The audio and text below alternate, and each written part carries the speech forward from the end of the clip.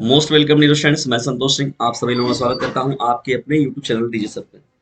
तो आइए एक मोटिवेशनल सॉन्ग हो जाए पहले डियर स्टूडेंट्स, उसके बाद हम लोग स्टार्ट करते हैं अपने आज के इस महत्वपूर्ण भूगोल के सेशन को।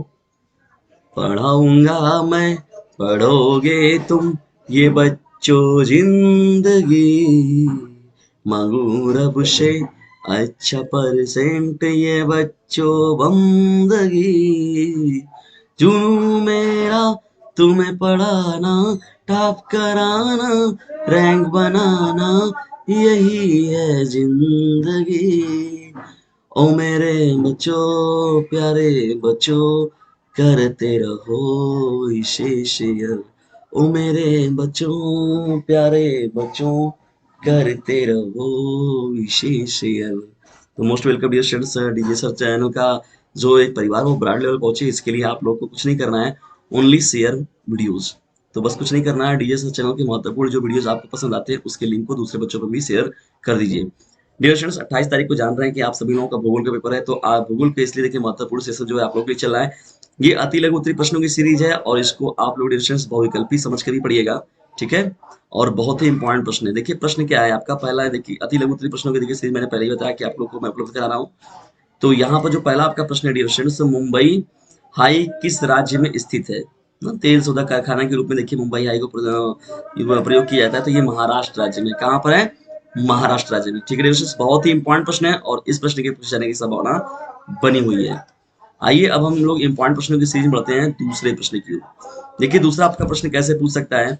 दूसरे प्रश्न में डियर स्टूडेंट देखिए यहाँ पर कई तरीके से ये पूछा जा सकता है। पहला देखिए प्रश्न क्या है, नाभिकीय ऊर्जा क्या है? भारत के प्रमुख नाभिकीय ऊर्जा केंद्रों के नाम लिखिए, ये पूछ सकता है आपसे। अथवा या करके पूछ सकता है भारत के 4 नाभिकीय ऊर्जा संयंत्रों के नाम बताइए, ये भी पूछ सकता है आपसे। या तो देखिए कैसे पूछ सकता है डियर स्टूडेंट्स आपसे ये प्रश्न कि भारत के परमाणु संयंत्रीय ऊर्जा संयंत्रों के नाम लिखिए, ठीक है डियर स्टूडेंट्स। तो चलिए डियर स्टूडेंट्स देखते हैं हम लोग यहाँ पर इस प्रश्न के उत्तर को। देखिए यहाँ पर जो लिया गया है परमाणु शक्ति संयंत्रों के नाम, तो देखिए यहाँ पर क्या है, नियंत्रित नाभिकीय अभिक्रियाओं के परिणाम स्वरूप प्राप्त ऊर्जा जो होता है नाभिकीय ऊर्जा कहलाता है, ठीक है। नाभिकीय अभिक्रियाओं के द्वारा फलस्वरूप डियर स्टूडेंट्स जो हम लोग को ऊर्जा प्राप्त होती है, जबकि नाभिकीय अभिक्रियाओं के फलस्वरूप क्या होता है, जो अभिक्रिया प्राप्त होती है, जो एनर्जी वहां से हम लोग को मिलती है उसे हम लोग क्या बोलते हैं, नाभिकीय ऊर्जा कहते हैं। देखिए डियर स्टूडेंट्स, नाभिकीय ऊर्जा के उत्पादन में प्रयुक्त होने वाले महत्वपूर्ण जो खनिज है देखिए यूरेनियम और थोरियम है। ये चीज देखिएगा डियर स्टूडेंट्स, ये पूछता है बहुविकल्पी में आपका, बहुत ही इंपॉर्टेंट प्रश्न है। यूरेनियम और थोरियम जो होता है वो नाभिकीय ऊर्जा के उत्पादन में सबसे महत्वपूर्ण घटकों में एक है। और उसके अलावा अगर बात करें डियर स्टूडेंट्स देखिए तो नरौरा जो है आपका वहां पर ये देखिए जो परमाणु संयंत्र की बात की जाती है, उसके बाद भिलाई छत्तीसगढ़ में है। तो ये कुछ महत्वपूर्ण जगह हैं जहाँ पर कि इसकी बात होती है, आपके ये ऊर्जा संयंत्र की बात होती है। और दक्षिण भारत के भी कुछ राज्य, राजस्थान में भी कुछ हैं जहाँ परमाणु शक्ति संयंत्रों के ये कुछ कार्यक्रम वहां पर चलाए जाते हैं, ठीक है डियर स्टूडेंट्स। आइए बढ़ते हैं हम लोग महत्वपूर्ण प्रश्नों की सीरीज में अब तीसरे प्रश्न की ओर। तीसरा प्रश्न भी देखिए बहुत ही महत्वपूर्ण है हम लोग का। तो यहाँ पर बात हो रही है आर्थिक नियोजन क्या है, बहुत ही इंपॉर्टेंट प्रश्न है। प्रश्न संख्या 3, आर्थिक नियोजन क्या है? तो आइए हम लोग इसको देखते हैं कि आर्थिक नियोजन होता क्या है। तो डियर स्टूडेंट्स देखिए आर्थिक नियोजन कोई नई चीज नहीं है, आप इसको जानते भी हैं, पहले से ही पढ़ चुके हैं। तो आर्थिक नियोजन क्या होता है? आर्थिक नियोजन वह प्रक्रिया जिसमें सीमित प्राकृतिक संसाधनों का कुशलतापूर्वक उपयोग करते हुए वांछित लक्ष्यों को प्राप्त किया जाता है। देखिए प्राकृतिक आर्थिक नियोजन का मतलब होता है सीमित प्राकृतिक संसाधनों का कुशलतापूर्वक उपयोग करते हुए वांछित जो हम लोग का आवश्यक लक्ष्य रहते हैं उनको हम लोग क्या करते हैं, प्राप्त करते हैं। तो यहाँ पर देखिए बचाने का मतलब क्या है, कुशलतापूर्वक का उपयोग का मतलब क्या है? कुशलतापूर्वक उपयोग का मतलब ये बताना चाह रहा है कि जो भी रहेगा आर्थिक नियोजन, तो मतलब एक तरीके से आर्थिक बचत भी होगी, नियोजन होगा, तो सीमित प्राकृतिक संसाधनों का कुशलतापूर्वक उपयोग करते हैं, ठीक है डिस्टेंस, इस बात को याद रखिएगा। ये तथ्य जो है इसमें बहुत ही इंपॉर्टेंट है। चलिए डिस्टेंस अब बढ़ते हैं हम लोग मोस्ट इंपॉर्टेंट प्रश्नों की सीरीज में। अब देखिए चौथे प्रश्न की, चौथा प्रश्न भी देखिए बहुत ही मोस्ट इंपॉर्टेंट है। नियोजन किसे कहते हैं? नियोजन बहुत ही इंपॉर्टेंट प्रश्न, ये पूछता है आपके एग्जाम में, बहुत बार पूछा हुआ है। तो नियोजन किसे कहते हैं इसके बारे में हम लोग को बताना है। देखिए डिस्टेंस क्या होता है, वर्तमान परिस्थितियों को ध्यान में रखकर किसी लक्ष्य की प्राप्ति के लिए भविष्य की रूपरेखा तैयार करने के लिए आवश्यक क्रियाकलापों के बारे में जो चिंतन करना ही क्या कहलाता है, नियोजन कहलाता है। तो ये देखिए नियोजन की बात समझ में आ गई होगी मुझे, पूरी तरीके से यकीन होगा, यकीन है डिस्टेंस कि आप लोग को ये अच्छे से समझ में आ रहा है। देखिए यहाँ पर नियोजन की बात हो रही है, तो नियोजन का मतलब क्या होता है? नियोजन का मतलब सीधा सीधा है कि वर्तमान परिस्थितियों को ध्यान रखते हुए, जैसे कहा था परिवार नियोजन की बात हो रही है, जैसे हम दो हमारे दो, तो यहाँ पर ये हो रहा है कि जनसंख्या कैसे नियंत्रण में किया जाता है, तो भविष्य की रूपरेखा को देखकर इसमें देखिए तैयार किया जाता है। तो नियोजन किसे कहते हैं? वर्तमान परिस्थितियों को ध्यान में रखकर किसी लक्ष्य की प्राप्ति के लिए भविष्य की रूपरेखा देखिए तैयार करता है कि नहीं, भविष्य में अगर पॉपुलेशन बढ़ जाता है तो बड़ी दिक्कत होगी, ये प्रॉब्लम होगी, तो अभी देखिए परिवार नियोजन की बात आ गई। ऐसी मतलब हर तथ्यों में देखने को मिलता है कि सुविधाएं सब अच्छे से मिलेंगी, व्यवस्थाएं सही से मिलेंगी, तो उसके लिए देखिए नियोजन की बात होती है। तो वर्तमान परिस्थितियों को ध्यान में रखते हुए भविष्य की रूपरेखा तैयार कर किया जाता है, ठीक है। तो जो उसके लिए आवश्यक क्रियाकलाप होते हैं या जो भी प्रचार प्रसार की जरूरत होती है, तो वो किसके अंतर्गत उसका अध्ययन हम लोग करते हैं? उसका जो अध्ययन करते हैं ड्यूरेशन हम लोग नियोजन के अंतर्गत ही करते हैं, ठीक है। नियोजन का मतलब हो गया कि पुनः योजना तैयार करना, योजना को बनाना, योजना को क्रियान्वित करना, ठीक है ड्यूरेशन। और कोई नई चीज आप नहीं पढ़ रहे हैं, बहुत ही सीधा चीज है और पूछा जाता है आपके एग्जाम के दृष्टिकोण से, बहुत ही महत्वपूर्ण है। चलिए डियर, पांचवें प्रश्न की ओर हम लोग बढ़ते हैं। देखिए पांचवा प्रश्न जो है वो भी बहुत ही इंपॉर्टेंट है आपका। SFDA और MFDA का पूर्ण विस्तार रूप क्या है? देखिए ये जो क्या होता है, छोटे छोटे प्रश्न है लेकिन मिल जाते हैं हम लोग को एग्जाम में, तो नहीं बता पाते हैं। और देखते हैं कभी कभी बहुविकल्पी में भी ये प्रश्न आपसे पूछ सकता है, और उसके साथ ही साथ क्या होता है, ये अति लघु में भी आपसे पूछ सकता है। तो डियर स्टूडेंट्स, इसको दोनों में देखकर देखिए, मैंने पहले ही आपको बताया कि इसको, इस सेशन को आप लोग बहुविकल्पी और अति लघु दोनों समझकर इसका स्टडी कीजिए। देखिए अति लघु में और बहुविकल्पी में कोई अंतर नहीं होता है, बस आपको बहुविकल्पी में क्या होता है कि 4 ऑप्शन मिल जाता है, ठीक है डियर स्टूडेंट्स, और कुछ भी नहीं है। और उसी को वन लाइनर आप लिख देते हैं, तो एक लाइन में उत्तर लिख देते हैं, तो आपका क्या हो जाता है, अति लघु हो जाता है। बात हो रही है यहाँ पर SFDA की, किसकी बात हो रही है? SFDA और MFDA। तो चलिए देखते हैं हम लोग पहले SFDA को। तो डियर स्टूडेंट्स, यहाँ पर आपको दिख रहा है SFDA। तो इसका देखिए क्या फुल फॉर्म होता है, इसको हम लोग बोलते हैं, एस से क्या हो जाएगा आपका स्मॉल, एफ से फार्मर हो जाएगा, डी से डेवलपमेंट हो जाएगा, ए से एजेंसी हो जाएगा। इसका मतलब SFDA का जो पूरा नाम हो जाएगा स्मॉल फार्मर्स डेवलपमेंट एजेंसी, ये हो जाएगा, ठीक है। और इसको हिंदी में यदि लिखना होगा डिस्टेंस, तो लघु कृषक विकास संस्था, लघु कृषक विकास संस्था, ठीक है दोस्तों। तो ये इसका क्या हो जाएगा, हिंदी नेम हो जाएगा, लघु कृषक विकास संस्था। तो आप हिंदी में भी लिख सकते हैं और इंग्लिश में भी लिख सकते हैं, स्मॉल फार्मर्स डेवलपमेंट एजेंसी। तो दोनों ही आपका राइट माना जाएगा, ठीक है डिस्टेंस। तो ये आपका बहुत ही इंपॉर्टेंट प्रश्न है, SFDA। अब SFDA की तो बात हो गई, आइए अब हम लोग देख लेते हैं किसको, MFDA को भी देख लिया जाए, नहीं तो भाई MFDA को बुरा लगेगा ना। तो MFDA को देखिए क्या होता है, MFDA का क्या होता है, मार्जिनल फार्मर्स डेवलपमेंट एजेंसी। देखिए बस कुछ भी नहीं याद रखना है, बस थोड़ा सा ये चीज देखिए आपकी पड़ जाएगी, जहाँ पे स्मॉल था आपका, यहाँ पर मार्जिनल रह रहा है, ठीक है। और पूरी चीजें वही है, फार्मर्स डेवलपमेंट एजेंसी। तो सीमांत किसान विकास संस्था, तो ये क्या हो जाएगा, इसका हिंदी में नाम हो जाएगा सीमांत किसान विकास संस्था, ये हिंदी में आप कहेंगे इसी को। और इसी को आपने इंग्लिश में जब कहा था तो मार्जिनल फार्मर्स डेवलपमेंट एजेंसी हो जाएगा, ठीक है दोस्तों। इसको हम लोग बोलते हैं MFDA। ये आपका प्रश्न संख्या कौन सा है, चौथा प्रश्न है। SFDA और MFDA दोनों के ही फुल फॉर्म, और दोनों ही बहुत ही महत्वपूर्ण डियर स्टूडेंट्स, ठीक है। डियर स्टूडेंट्स, यदि वीडियो कहीं पर भी आप लोग को थोड़ा सा भी आप लोग के लिए हेल्पफुल लग रहा हो तो please like share and subscribe, क्योंकि आपके सहयोग से ही ये जो चैनल है एक बड़े लेवल पर पहुंचेगा। डीजे सर चैनल का जानते हैं, इस बार का परीक्षा बीतते बीतते हम लोग को 1000 इसके फैमिली मेंबर्स को पहुंचाना है, जो आपके सहयोग से पॉसिबल है। अब इस समय फिलहाल में तो बढ़ भी रहे हैं हम बहुत अच्छे खासे आप लोगों के सहयोग से। तो डिस्टेंस ऐसे ही अपना भरपूर सहयोग और स्नेह प्रेम जो है इस चैनल से बनाए रखें, ताकि हम लोग जो है फ्री एजुकेशन का महत्वपूर्ण जो है और सहयोग की जो भावना है लोगों के अंदर विकसित की जा सके, अगर, ठीक है डिस्टेंस, और मन मिलकर हम लोग क्या करें, लोगों के लिए भी कुछ बेहतर कर सके। तो इन्हीं उद्देश्यों के साथ डिस्टेंस बढ़ते हैं हम लोग पांचवें प्रश्न की ओर। भारत में पर्यावरण प्रदूषण का मुख्य स्रोत क्या है? देखिए बहुत ही इंपॉर्टेंट प्रश्न है, पर्यावरण प्रदूषण। पर्यावरण प्रदूषण का मतलब क्या होता है, पर्यावरण का संतुलन बिगड़ना ही क्या कहलाता है, पर्यावरण प्रदूषण कहलाता है। शुद्ध वायु का ना मिलना, शुद्ध हवा का ना, शुद्ध जल का ना मिलना, ना शुद्ध मृदा का ना मिलना, तो ये सभी के सभी जो होते हैं, जब भी कभी अशुद्धि हो जाती है किसी चीजों में तो वो प्रदूषित हो जाता है। तो पर्यावरण में भी यही है, शुद्ध पर्यावरण का ना मिलना ही क्या होता है, प्रदूषण कहलाता है। या पर्यावरण का संतुलन बिगड़ना ही जो होता है पर्यावरण प्रदूषण कहलाता है। अब डियर फ्रेंड्स, इसके मुख्य स्रोत पूछ रहा है, क्या मुख्य स्रोत है, तो क्या आप नहीं लिख पाएंगे इसमें? इसके तो इतने ज्यादा मुख्य स्रोत हैं कि आप तो लिखेंगे तो काफी यही पता चला, इसी को 2 नंबर में मिला, चाहे 1 नंबर पीछे, तो पता चला पूरा का पूरा काफी आप भर देंगे। लेकिन डियर स्टूडेंट्स, आप लोग को संतुलित उत्तर देना है, ये बात अपने दिमाग में याद रखिएगा। पेपर पूरा कवर करना है तो संतुलित उत्तर दीजिए, और जितना पूछे आप उतना ही जवाब दीजिए। तो पांचवा प्रश्न डियर स्टूडेंट्स था यहाँ पर आपका कि भारत में पर्यावरण प्रदूषण का मुख्य स्रोत क्या है? तो देखिए पर्यावरण प्रदूषण का मुख्य स्रोत क्या है, मानवीय क्रियाकलाप है। मानवीय क्रियाकलाप के देखिए अवशिष्ट पदार्थों से मुक्त द्रव्य एवं ऊर्जा ही परिणाम है। देखिए ये जो बात है, तो बहुत से क्रियाकलाप जितने भी दैनिक जीवन में जो क्रियाकलाप होते हैं, मानवीय क्रियाकलाप होता है डियर स्टूडेंट्स, तो वो सभी के सभी क्या होते हैं, पर्यावरण प्रदूषण को ही जन्म देते हैं। जैसे कोई भी चीज है, स्मोकिंग कोई कर रहा है और कोई क्या कर रहा है, पेड़ों को कोई प्लास्टिक जला दे रहा है डिस्टेंस तक, तो कोई कुछ कर दे रहा है। तो ये सभी के सभी जगहों पर जिम्मेदार जो है वो मानव ही है। तो मानवीय क्रियाकलाप और पर्यावरण को निरंतर रूप से क्या हम लोग नुकसान पहुंचा रहे हैं। और जो पेड़ पौधों को देखिए, वनों का भी कटाव उटाव तेजी से हो रहा है, ठीक है।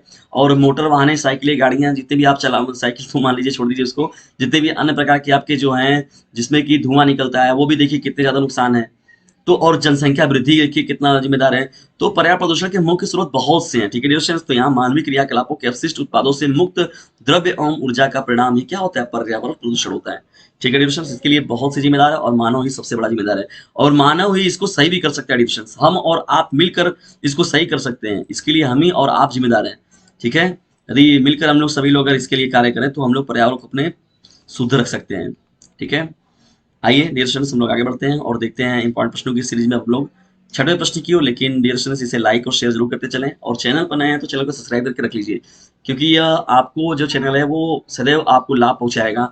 यदि आप किसी भी प्रकार की तैयारी करेंगे, चाहे हाई स्कूल की तैयारी कर रहे हैं आप, चाहे इंटरमीडिएट कर रहे हैं, या किसी भी क्लासेज में आप हैं, या तो फिर अगर आप कभी किसी तैयारियों की कर रहे हैं, तो बीए वगैरह की तैयारी, कभी बीए अगर कभी आप पढ़ते हैं, या तो कभी आप कभी भी किसी भी चीज की तैयारी करते हैं, जैसे पुलिस की बात हो गई, एसएससी की बात हो गई, आदि जैसे भी इतने एग्जाम होने वाले हैं जो कि आपके 10th 12th लेवल पर होते हैं, तो उन सभी के बारे में बेहतर तरीके से इस पर आपको नॉलेज प्रोवाइड कराया जाएगा, ठीक है डियर फ्रेंड्स। और वो भी पूरी की पूरी जो व्यवस्थाएं होंगी आप लोग को पीडीएफ वगैरह के साथ और लेक्चर के साथ वो आसानी से आपको उपलब्ध हो जाएंगे, ठीक है डियर फ्रेंड्स। कुछ एमबी आप खर्चा करेंगे और आपके पास नॉलेज पहुंच जाएगा।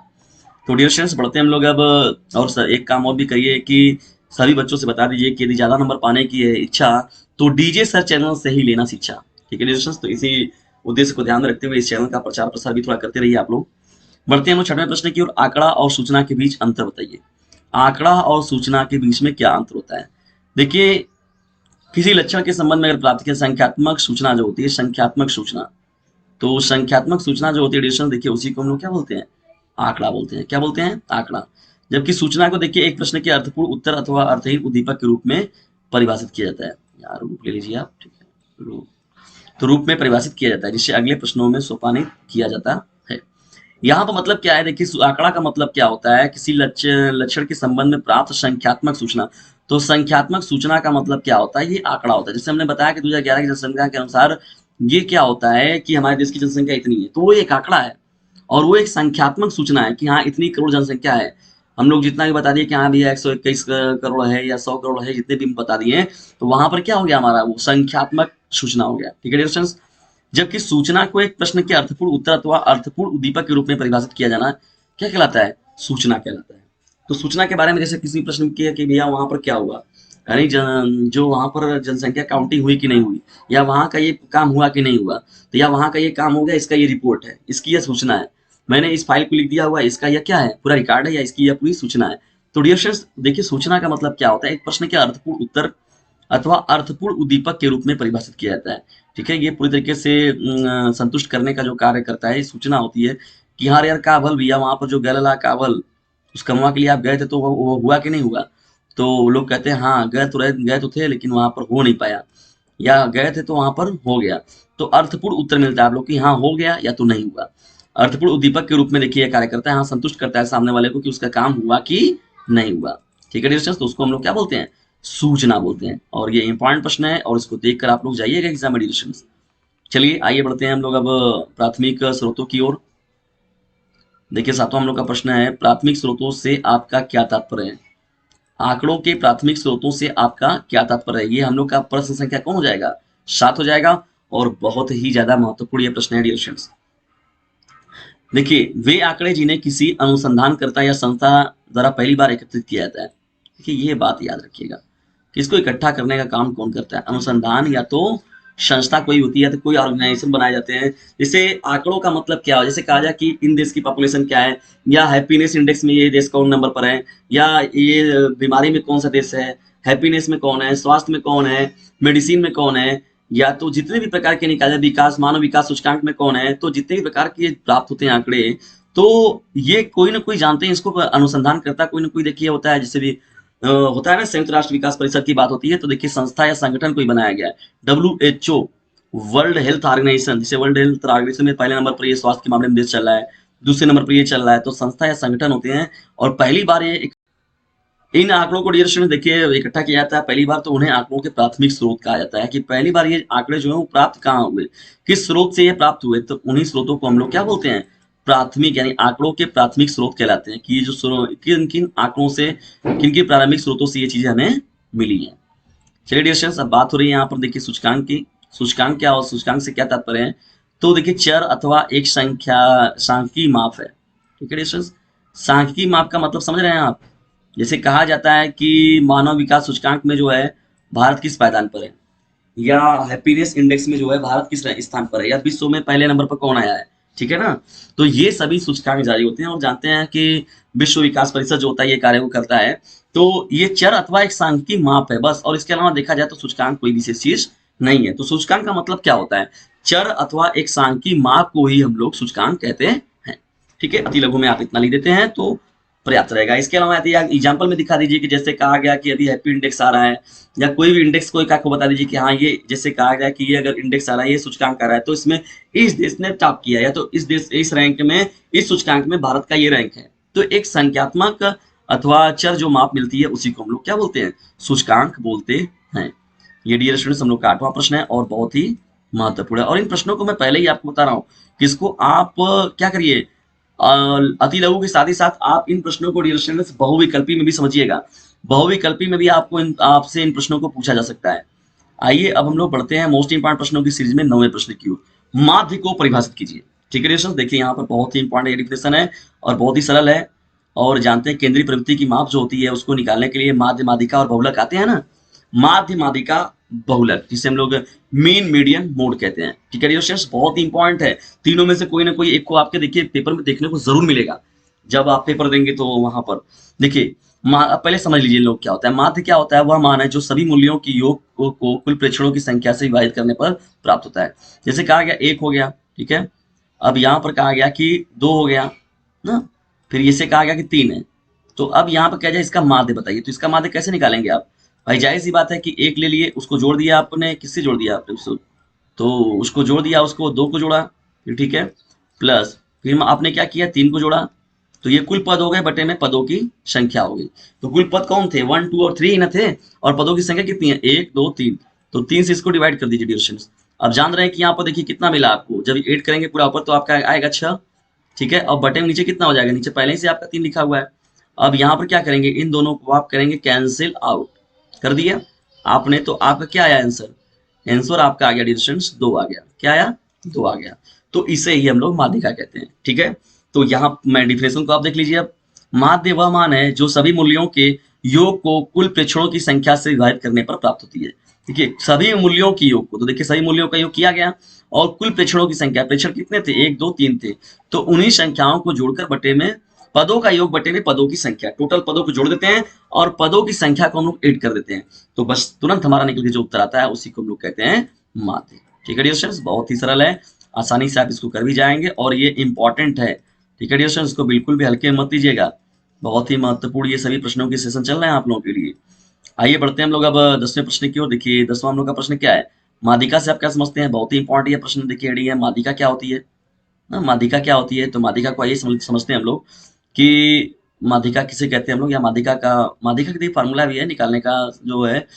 तो यहाँ पर देखिए सीधी सीधी भाषा में अगर हम लोग कहें डिस्टेंस, तो कि प्रारंभिक भाषा सबसे जो स्टार्टिंग में आपने सीखा था 6 7 8 9 में 10 में, तो देखिए अगर बिल्कुल सरल भाषा में कहें डिस्टेंस, तो माध्यिका वह संख्या जो दी गई संख्याओं के बिल्कुल बीच में आती है। देखिए माध्यिका का मतलब ये होता है मध्य में, बिल्कुल बीच में, ये बात याद रखिएगा डिस्टेंस। तो बिल्कुल मध्य में जो आती है उसी को हम लोग क्या बोलते हैं, माध्यिका बोलते हैं।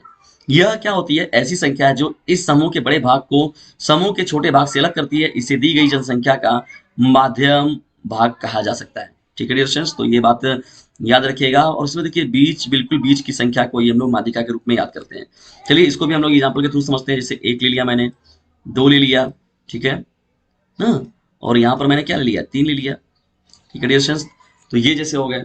अब यहाँ पर क्या हो जाएगा, अब यहाँ पर देखते हैं जब इसको, तो इसका फार्मूला निकालने का जो फार्मूला क्या होता है, बिल्कुल बीच में होता है। तो आपने देखा 1 2 3, तो बीच में आपका कौन आ रहा है, बीच में आपका यही मिल रहा है। ऐसे ही बड़े बड़े आपको नंबर मिलेंगे, जैसे 1 2 8 5 17 18 20। कभी कभी ये अवरोही और आरोही क्रम में लिख दिए जाते हैं, मतलब असेंडिंग और डिसेंडिंग डिग्री में ऑर्डर में भी लिखे जाते हैं। तो उनको पहले आप क्या करेंगे, या तो असेंडिंग में या तो फिर डिसेंडिंग में, मतलब या तो अवरोही में या तो तो डियर फ्रेंड्स, या तो आप उसे अवरोही में या तो आरोही में पहले सजा लीजिए, फिर देख लीजिए कि बीच में से क्या होगा। बीच में जो नियम आएगा n+1/2 करके फॉर्मूला आता है, उसी से आप आसानी से इसको निकाल लेंगे। ठीक है डियर फ्रेंड्स, तो ये जब होता है, जब विषम संख्या रहती है तो उस केस में हम लोग करते हैं इसका प्रयोग। ठीक है डियर फ्रेंड्स, तो किस केस में करते हैं हम लोग, जब ये रहता है हम लोग का विषम पद रहता है, तो n+1 अपॉन क्या हो जाता है 2 कर लेंगे आप, वहां से आप उत्तर आसानी से निकाल लेंगे ऐसे। और लेकिन इसके अलावा जब क्या रहता है, अगर मान लीजिए प्रॉब्लम हो जाती है, तो अब सम संख्या आ गई, इवन नंबर आ गया, तो n/2 वहां पर प्लस n+1/2 वहां पर अपॉन 2 कर देते हैं, तो वो उस केस में भी निकाल लेते हैं आप लोग। तो जैसे आप लोग को कुछ समझाने के लिए मैं कुछ आप लोग को इस पर काम देखा जाएगा, आप लोग देखिएगा, खुद ही समझ सब खुद भी समझ सकते हैं इसको। और डियर स्टूडेंट देखिए यहाँ पर क्या होती है, एक इम्पॉर्टेंट पॉइंट और भी आता है आप लोगों का, जो जिसको हम लोग क्या कहते हैं, बहुलक कहते हैं। तो बहुलक का मतलब क्या होता है, मैं आपको ये समझा रहा हूँ। यदि किसी अंक की या किसी डिजिट की कोई भी संख्या ऐसा है जिसका कि पुनरावृत्ति बार बार हो रहा है, पुनरावृत्ति का मतलब है कि वो बार बार अंक आता है, तो प्राप्त पुनरावृत्ति वाला जो अंक होता है उसी को हम लोग क्या बोलते हैं, बहुलक बोलते हैं। तो देखिए इसमें मैंने उसको भी बता दिया है, आप लोग भूलिएगा मत बहुलक को। तो बहुलक का मतलब क्या होता है, जब दिए गए किसी संख्यात्मक मान में किसी संख्या की पुनरावृत्ति होती है बार बार, तो उसे हम लोग क्या बोलते हैं, बहुलक बोलते हैं। क्या बोलते हैं डियर फ्रेंड्स, बहुलक। उसको इंग्लिश में हम लोग बोलते हैं मोड। ठीक है, जैसे यहाँ पर एक हो गया, फिर यहाँ पर एक हो गया, फिर यहाँ पर आपने क्या लिखा, दो लिख दिया, फिर यहाँ पर आपने क्या लिख दिया, दो लिख दिया, फिर यहाँ पर क्या लिखा आपने, तीन लिखा, फिर यहाँ पर एक लिख दिया, फिर यहाँ पर आपने दो लिख दिया, फिर यहाँ पर आपने क्या लिख दिया, एक लिख दिया, फिर यहाँ पर आपने एक लिख दिया, फिर यहाँ पर आपने एक लिख दिया, फिर यहाँ पर आपने तीन लिख दिया ना, फिर यहाँ पर आपने क्या लिख दिया, फिर यहाँ पर आपने एक लिख दिया, फिर यहाँ पर आपने एक लिख दिया। अब देखिए एक एक दो दो तीन तीन, तीन एक दो, एक एक एक, तीन एक एक। तो यहाँ देख रहे हैं डियर स्टूडेंट्स, अंकों की पुनरावृत्ति का मतलब क्या है, एक दो, दो तीन चार पाँच छः सात आठ। तो एक जो है वो कितनी बार आया हुआ है, 8 बार आया है। दो कितनी बार आया है, 3 बार आया है। तीन कितनी बार आया है, 2 बार आया है। तो क्या पता चला इससे आप लोगों को कि देखिए एक की जो है पुनरावृत्ति ज्यादा बार हुई है। कितनी बार हुई है डियर स्टूडेंट्स, एक की 8 बार हुई है। कितनी बार हुई है, 8 बार। तो इससे क्या पता चला कि जिस अंकों की पुनरावृत्ति सर्वाधिक होती है वही उसका क्या हो जाएगा, बहुलक कहलाएगा। तो यहाँ पर अंकों की पुनरावृत्ति जो सबसे ज्यादा हुई है, किसकी हुई है, वो अंक एक की हुई है। तो जो दिया गया आपका आंकड़ा रहेगा, उन आंकड़ों में जो आपका बहुलक हो जाएगा वो एक हो जाएगा। ठीक है डियर स्टूडेंट्स, इसके अलावा बहुलक को निकालने के फार्मूले भी होते हैं। ठीक है, ये प्रारंभिक आपका डिफिनेशन और इसी आधार पर डिफिनेशन जो आप बहुलक का तैयार करते हैं। ठीक है डियर स्टूडेंट्स, तो दिए गए संख्याओं में जिन अंकों की पुनरावृत्ति सर्वाधिक होती है उसे ही हम लोग क्या बोलते हैं, बहुलक बोलते हैं। तो माध्य माध्यिका बहुलक में कोई ना एक आपसे जरूर पूछा जाएगा, बिल्कुल तैयार रहिएगा उनका उत्तर देने के लिए। ठीक है डियर स्टूडेंट्स, और बिल्कुल भी घबराइए नहीं, और देखिए और अपनी तैयारी को एकदम जमकर करिए। जो भी है आपसे जितने आंकड़े व्यवस्थाएं हमसे प्राप्त होते हैं उनको भी तैयार करते रहिए, और आप अपने तरीके से भी कुछ चीज़ों को देखते रहिए डियर स्टूडेंट्स। ठीक है, और जितने भी आपको मोस्ट इंपॉर्टेंट ये सभी बताए जा रहे हैं उनको थोड़ा सा इनसे लाभ तो आप भयानक रूप से उठाइए पूरी तरीके से, और उसके साथ ही साथ इसे इन सभी महत्वपूर्ण प्रश्नों के कलेक्शन से दूसरे बच्चों को भी परिचित कराइए जो कि अभी तक परेशान है। देखिए अभी बच्चे इस समय जो हम लोग के साथ बहुत ज़्यादा जुड़ रहे हैं, 10 20 50 बच्चे रेगुलर जुड़ रहे हैं, और वो बड़ी परेशान है, सर मैं आपसे पहले नहीं मिल पाया, ये नहीं मिल पाया, वो नहीं मिल पाया, तो वो नहीं मिल पाया, तो मैंने वो काम नहीं कर पाया, तो मेरी तैयारी नहीं हो पाई। तो डियर स्टूडेंट्स, ये आप लोग के सहयोग से ही पॉसिबल होगा, तो इसे ज़्यादा से ज़्यादा फैलाने का कार्य करें। बस मेरी फीस के रूप में आप अगर कुछ करना चाहते हैं तो आप इतना ही करिए, ओनली शेयर माई वीडियोज़। तो ठीक है डियर स्टूडेंट्स, इतना काम आपको ज़रूर करना है। और उसके अलावा आपको एक छोटा सा काम और भी करना है कि यदि आप लाइक कर देते हैं किसी वीडियो को, तो उसमें पार्टिकुलर एक देखिए इंटरनल मोटिवेशन मिलता है। इसलिए डियर स्टूडेंट्स, किसी भी वीडियो को आप लाइक जरूर कर दिया करें, और शेयर तो जरूर करना है। आपको जानते हैं कि ऑनलाइन प्लेटफॉर्म का जो होता है वो शेयरिंग ही सबसे मस्त रास्ता है, सबसे बेस्ट रास्ता है जो कि श्री का है। ठीक है डियर, उसके अलावा अगर चैनल को सब्सक्राइब करते हैं तो इसका प्रॉफिट तो आप ही को मिलेगा। तो इतना काम जरूर करें। तो मिलते हैं डियर, हम लोग जल्दी अगली वीडियो में, तब तक के लिए टेक केयर, गुड बाय, जय हिंद, जय भारत। अपनी स्टडी को जमकर करिए, और 15 से 20 दिनों का जो आपका ये समय है, समझ लीजिए कि आपको ये वनवास में अपने आप को रख लीजिए, और जमकर पढ़िए, रेगुलर पढ़िए, कंटिन्यूअसली पढ़िए एकदम। जो भी है आपका स्टडी टाइमिंग सुबह शाम बना लीजिए, कम से कम 4 से 5 घंटे जो है इस चैनल पर भी अपनी स्टडी कीजिए। जो इंग्लिश के बच्चे परेशान हैं, तो इंग्लिश के प्लेलिस्ट को मैंने बना रखा है डियर स्टूडेंट्स, आप जाइए सब्जेक्ट वाइज प्लेलिस्ट देखिए, वहां पर इंग्लिश के प्लेलिस्ट को देखिए, वहां से अपनी तैयारी करिए। यदि कोई प्रॉब्लम आपको होता है तो फिर मैं आप लोग को जल्दी इंग्लिश का भी वीडियो जो है लेक्चर आप लोग को अवेलेबल कराऊंगा। लेकिन फिलहाल डियर स्टूडेंट्स, जैसे भूगोल के हम लोग के पास पेपर्स कलेक्शंस कम थे, इसलिए देखिए आप लोगों को भूगोल का मुझे लगातार कंटिन्यूअसली कराना बहुत जरूरी था, और भूगोल के बच्चे बड़ी परेशान थे। और आप लोग का जो मैप वाला वर्क है वो देखिए शाम तक या तो कल आपका हम करा देंगे पूरा का पूरा, बिल्कुल भी नहीं घबराइए उसको। मैप मैं पूरा बकायदे बताऊंगा। थोड़ा दरअसल क्या है कि मैप मिल नहीं रहा है हम लोग को। मैप तो मेरे पास है रफली, जैसे मैं देखिए मैंने एक वीडियो बनाया था उसमें पूरे राज्यों को और राजधानियों को मैंने डिस्टेंस जो वीडियो बनाया था उसमें एक वीडियो मैंने बना रखा है, आप जाकर देखेंगे गूगल के प्लेलिस्ट में, तो वहाँ पर लिखा है मैंने कि मैप वर्क। तो वहाँ पर मैंने राज्य और राजधानियों को भरना सिखाया हुआ था, लेकिन वो मैंने मार्केट से जो नहीं मिलता है 1-2 रुपए का आपका पॉलिटिकल वाला जो मैप होता है, तो उस मैप के आधार पर मैंने भरना सिखाया हुआ है। लेकिन जैसे आपको पूरा का पूरा भी करना है ना, मैंने वो चीज़ अभी नहीं की है डिस्टेंस। ठीक है, तो बिल्कुल भी नहीं घबराइए आप। जो पार्टिकुलरली मैंने कुछ महत्वपूर्ण क्वेश्चंस को भी लिया हुआ था। देखिए इतिहास और भूगोल दोनों में ही आपका मैपिंग वर्क जरूर पूछता है, तो मैं उस मैपिंग वर्क को अच्छे से कराऊंगा डियर स्टूडेंट्स। लेकिन जो वो वीडियो है राज्य और उसके जो राजधानियां हैं, तो जो मैंने बना रखा है वीडियो, तो उस वीडियो को आप पार्टिकुलरली देख लीजिए डियर स्टूडेंट्स, मैंने बकायदा उसमें एक्सप्लेन किया हुआ था।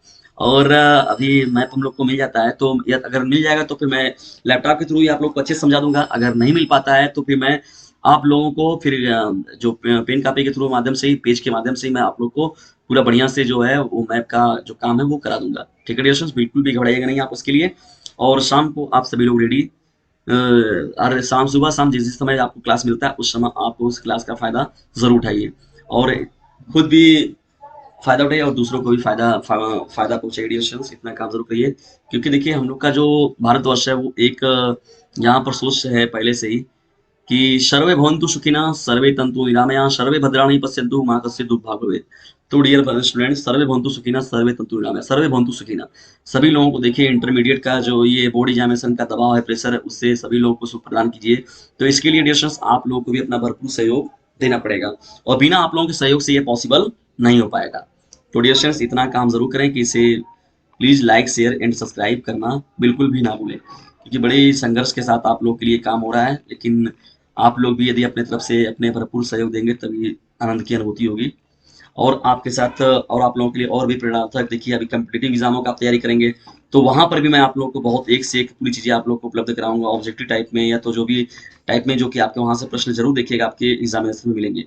और अच्छी जगहों पर मैं आपकी तैयारी के लिए मैं आपको कुछ मार्गदर्शन दूंगा डियर। हमारे देखिए कुछ डियर बहुत अच्छी अच्छी जगहों पर भी हैं। मैं खुद भी एच यूनिवर्सिटी का पढ़ा हुआ विद्यार्थी हूँ, बनारस हिंदू यूनिवर्सिटी, तो वहाँ के देखिए एंट्रेंस वगैरह की भी मुझे बहुत सी चीज़ें पता है अच्छे से। तो मैं आप लोगों को वहाँ की भी तैयारी डियर अच्छे से कराऊंगा। लेकिन आप लोगों को क्या करना है, बस इस चैनल पर डटे रहना है, लगे रहना है, और ज़्यादा से ज़्यादा बच्चों को भी इस चैनल पर जरूर पढ़कर लाना है। तो ठीक है डियर, लग रहा है ज़्यादा वार्तालाप हो गया आप लोगों से।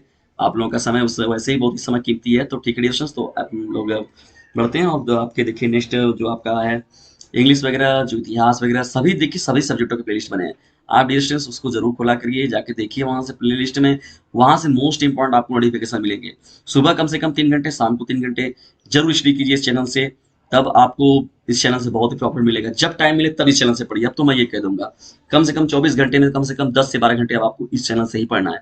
और जाकर पूरा प्लेलिस्ट इसका चार्ट जाइए एकदम, कुछ भी मत छोड़िए, नहीं तो छूट जाएगा तो फिर बाद में आप बहुत पछताएंगे। ठीक है डियर फ्रेंड्स, जितने भी हिंदी के मेरे प्लेलिस्ट को पूरे के पूरे बच्चे पूरा पढ़े हुए थे तो उन्होंने बहुत ही तारीफ की। लेकिन आप लोग पार्टिकुलर 1 2 4 5 वीडियो देख के जाएंगे तो थोड़ी ना कुछ होगा। प्लेलिस्ट पूरा देखिए, कम से कम उसमें 15 वीडियो है, 20 वीडियो, 25 है, 30 है, 40 है, पूरा पूरा लेक्चर है। तो आप उनको देख कर जाइए डियर फ्रेंड्स। ठीक है, और इसे शेयर भी जरूर करते चलिए। तो ठीक है, फिर रखते हैं हम लोग। जय हिंद, जय भारत। मिलते हैं नेक्स्ट वीडियो में।